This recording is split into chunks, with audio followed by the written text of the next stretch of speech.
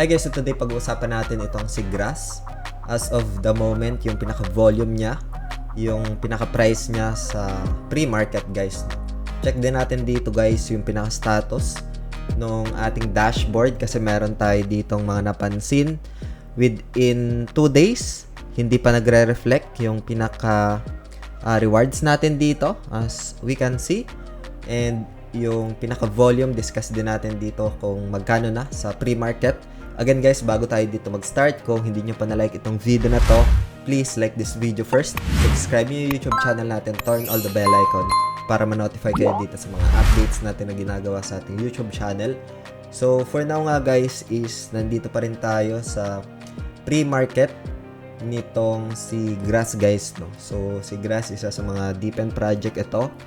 May integration kay Solana. As we observe, Solana ecosystem is very active for the past couple of months, no, and we also see some good volume dito kay Grass as per observation for the past couple of months na mi-maintain niya dito yung pinaka bid price niya guys, no, meaning yan yung pinaka average buying price for these points.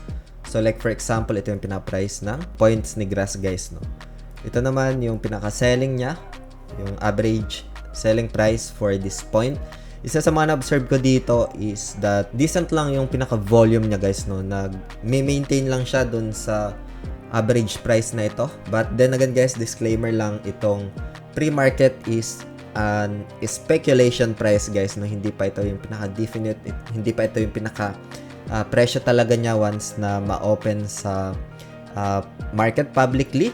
Pwede itong magkaroon ng pagbaba ng presyo, pwede ring tumaas. This is only an speculation price guys, no. So yung isa sa mga napansin ko rin dito is yung pinaka total volume. Again guys, this is just an update lang guys, no. Does not qualify as an investment or financial advice. Hope you get some ideas dito and updates. I keep on checking dito sa kanyang pinaka behavior ng price, no, or ng pinaka volume nitong si Grass. This is a free. For me, I consider this as airdrop na lang din.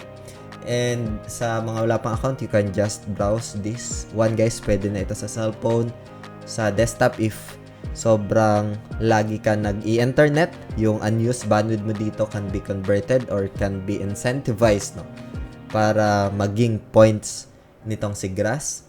Nasa Epoch 5 na ito. Kailangan mo dito ng pinaka-code. You can just use yung official link natin na applied na yung pinaka-code, no. So sa rewards, dito natin makikita. Ayan. So dito natin makikita yung pinaka-total points or earnings ninyo dito.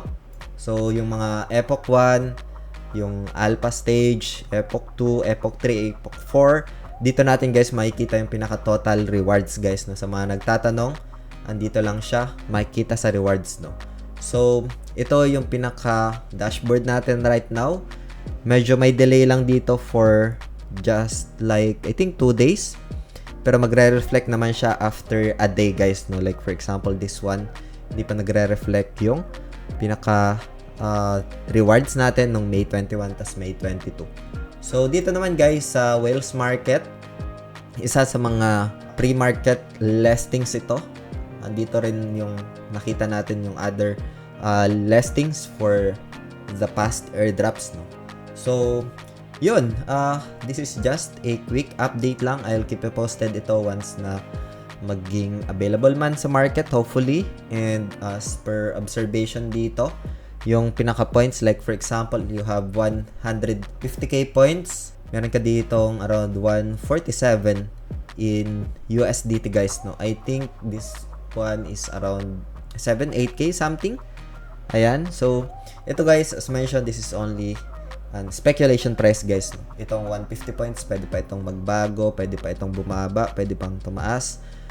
It depends na ma-open publicly sa market if ever man na malist ito sa mga major exchanges guys, no. So yun, this is not guaranteed as well. Airdrop is not guaranteed as it's purely speculation.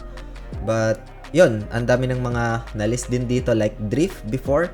Meron din ditong pinaka data si Drift by points, and as per observation, halos magkatugma once na na-list sa exchange, no? But yun, this is just a purely speculation.